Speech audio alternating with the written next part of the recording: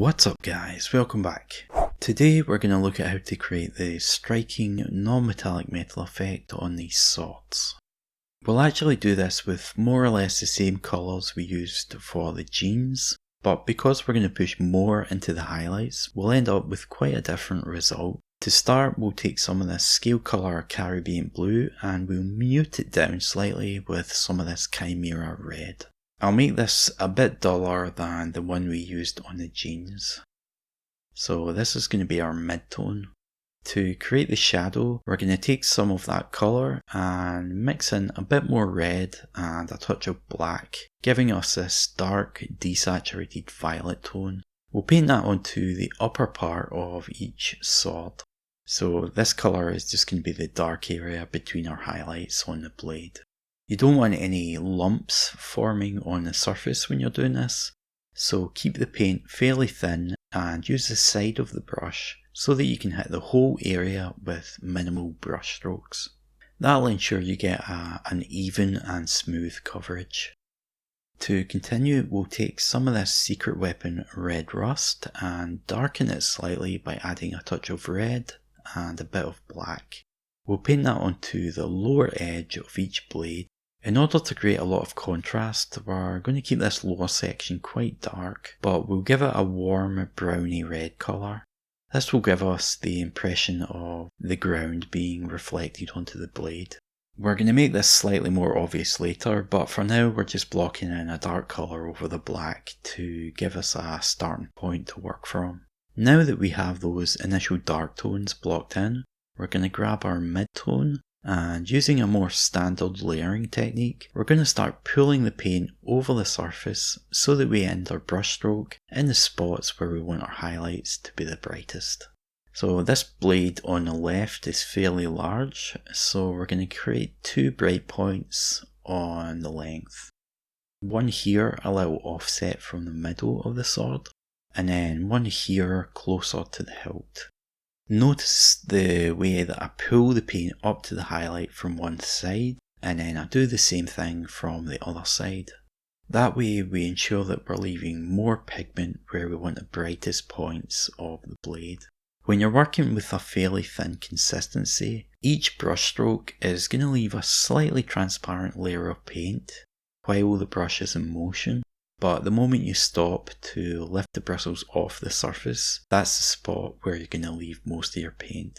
You can use this to your advantage and build up a gradient simply by stacking transparent layers on top of each other, reducing their size as you progress through the layers. Always ending your brush stroke at the point where you want the highlight to be most intense. Just make sure to let each layer dry before applying a new one, or you run the risk of overworking the surface, which over time creates a gritty textured effect.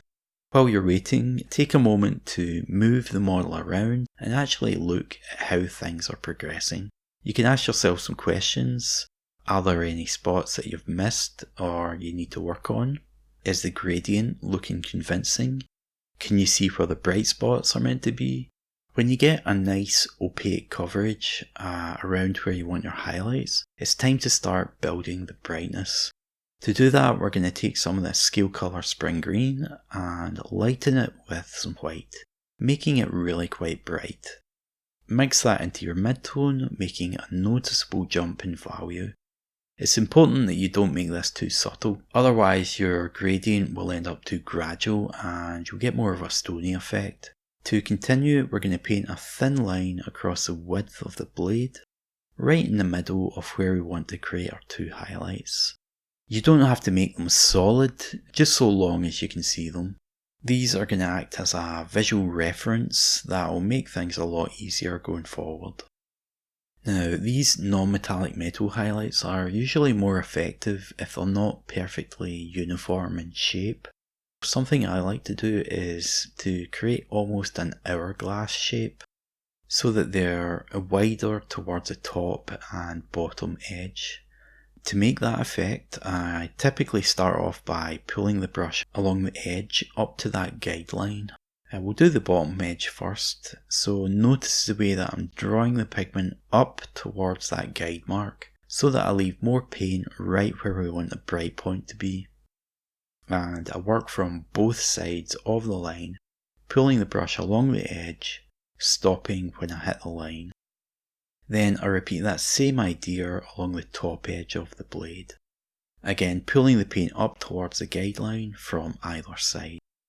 Drawing the paint in this way helps to create a subtle transition so that the highlight isn't the same level of intensity along the length. This gives you a way more interesting effect than if it's all uniform. To build the intensity of the highlights, something I like to do is paint thin lines along the length of the blade, making them slightly longer as I get closer to the top and bottom edge. If you imagine sharpening a sword, typically you grind the sharpening stone along the length, leaving lots of scratch marks following the shape of the blade, and this process helps to simulate that effect slightly. You can make it subtle or more pronounced, it's really up to you. To keep pushing those bright spots, we're going to use that same basic technique from earlier, pulling the side of the brush up towards that bright point, stopping our brush stroke when we hit that line, remembering to attack the highlights from both sides. You can also add some longer brush strokes near the bottom and top edge of the blade to emphasize that slightly curved hourglass shape. I'm using a fairly thin consistency for this so that I'm better able to control the transparency of the layers. If you like, you can add a bit more water, shifting it more towards a glaze, and use that to help correct any imperfections in your blend. Just lightly drawing it across the blade, always moving the brush in the direction of your highlight. This will help to soften out any areas where the edge of your layer is looking a bit obvious or rough. Depending on how thin your glaze is, it might take a number of applications before you start to see a noticeable difference. You can see that smaller highlight is slightly more derpy looking than the other one, so we'll be able to correct that with a few passes of the glaze. The blade's actually starting to look alright just with those two highlights on there. But we'll be able to make this even better as we continue to increase the intensity of our layers. Once you're happy with the blend, take a bit more of that light green and add it to your mix, making another significant jump in brightness. Again, with quite a thin consistency, we're going to start off by emphasizing that hourglass highlight shape we mentioned earlier. This time, instead of painting a guideline across the whole width of the blade, we'll make a small line near the edge, right in the middle of our highlight. Then we'll draw the side of the brush along that lower edge, pulling the paint up from either side of the line, essentially creating a small upside down T shape. This is the bottom part of our hourglass shape. Then we're going to repeat that same sort of idea along the top edge of the blade, again pulling the paint from either side towards the middle of our highlight. We'll also add another edge highlight here, just where the blade starts to curve down into a point, making the highlight brightest at the highest point of the curve. Notice we're just picking out the edge of the blade here. This will help to create contrast between the bright edge highlight and the darker tone on the face of the blade. To get a good non-metallic metal effect, you always want to be thinking about what you can do to increase contrast. It's a very key concept. Even if your highlights are in the wrong place, as long as you've built up enough contrast, you're still going to get the impression of a metallic surface. With that in mind, we can create contrast even along that thin edge. And we do that by varying the intensity of the highlights. Adding brighter dots and dashes just here and there really makes a big difference and elevates the final result. If it's just one continuous colour along the edge and there's no variation, it'll look a lot more sterile and you'll get a less convincing effect. To push the intensity of our main two highlights, we're going to draw the brush towards that centre point, holding the bristles at a bit of an angle, attacking it from both sides. We want the highlight to be brightest at the edge of the blade, so pulling the bristles down at an angle makes it easier to build up the pigments near that lower point. If you draw the brush in from the sides along the flat part of the blade, you'll end up with a bright line running across the width, which looks pretty cool, but it's not really what we're going for here. We'll keep working on this, applying thin layers of the paint until we're happy with the intensity of the highlight. You can see we're starting to get a more convincing metallic feel to the blade now. We still have some more work to do, but we're definitely headed in the right direction. When you're working with thin, fairly glaze-like paint consistencies, it's important that you vary the length of your brush strokes. So even though we're building up the brightness in quite a small area, I'll still occasionally do much longer brush strokes, drawing the pigments in from further away. This is going to help you create a smooth transition. If you always do the same brush stroke, the pigments will build up in the same spots, and after a few layers, that's going to result in a visible line at the edge of your layer. Alright, so we're just going to keep working on that until we're happy with the effect. Typically, I'll stop once I can no longer see those initial guide marks. If you like, you can also paint some of those thin lines running along the length of the blade. Just make sure you are targeting those two spots where the highlight is most intense. I think it's looking quite good now, so we'll take some more of that light green and add it into our mix. Again, making a significant leap in brightness. I'll use this to place a very small highlight right on the edge of the blade in the very centre of those two brightest sections. Usually when I apply very small highlights, I try to gently tap the surface. Using practice strokes where you're basically painting the air above the model really helps to get a light enough touch that you only leave a tiny dot. So you do these phantom brush strokes, looking at the point where you want to place your highlight and gradually lowering the brush with each stroke until you just barely hit the surface and no more. I find this technique a big help, especially when working on these smaller models. Alright, so I'll add a little water to that colour, thinning it down so it's more transparent. And then with a small amount on the brush, we'll gently draw up to that dot from either side. And we'll do that over a few layers until that dot starts to soften out.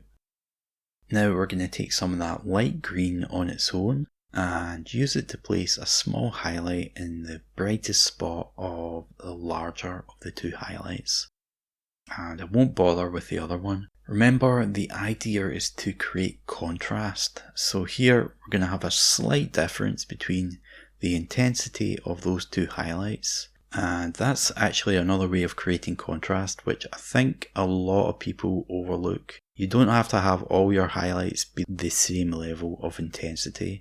It's usually better if you have one really strong one and then have like a secondary one that isn't quite as strong. And that subtle variation tends to give you a more convincing effect. I'll add a bit of red into some of the red rust now, and we'll draw that down the lower part of the blade. Just carefully tidying up the edge of the blade where we might have gone outside the line slightly. But we're also making that warm colour on the lower part of the blade more obvious. We still want it to be quite dark, as that's going to boost the intensity of that brighter part. So we'll be careful not to make the colour too vibrant here. To finish this off, we'll take the bright green again and we'll carefully add some small highlights along the very edges of the blade. At this stage, we're trying to create a final little flourish of highlights along the edge, just to push the contrast over the finish line. Again, when you're thinking about adding contrast, don't just think in terms of light and dark. Try to think more about variation or difference. So here on the edge, we want to have lots of different dots and dashes of varying intensities, and that will help to give us quite a nice metallic effect. Now, I've phoned it in slightly on the hilt as I wanted more focus to be on the blade, as I think it's a much more interesting element. But if you're interested in how I painted it, I took some of the dark reddy brown tone from the underside of the blade and I painted that onto the areas where I wanted to create a highlight, just leaving any other section black. Then I mixed the lime green into that colour and increased the intensity of the highlight over a couple of layers, before finishing it off with a few simple edge highlights with the brightest colour. Alright, so that is how I painted this metallic effect on the sword blade. I'll let the footage for the other blade play out so that you can see the process. I used the exact same colours, but as the blade was smaller, I only made one bright point, which made it slightly easier to execute.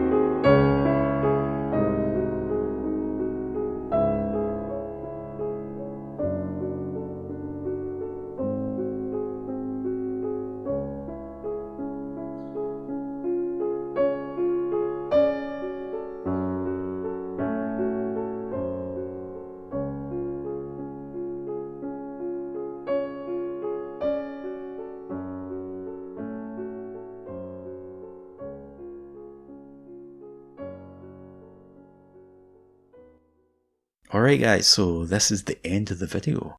I hope you give this a try on some of your own metallics. You don't have to relegate it to swords. This colour palette and the general process will work for armour plates just as well. I'd just like to say thank you once again for your support, without which I wouldn't be able to make these videos in the first place. Okay, so I think that's all from me. Thanks again. Bye for now. Don't need to say on the blade all the time, for God's sake.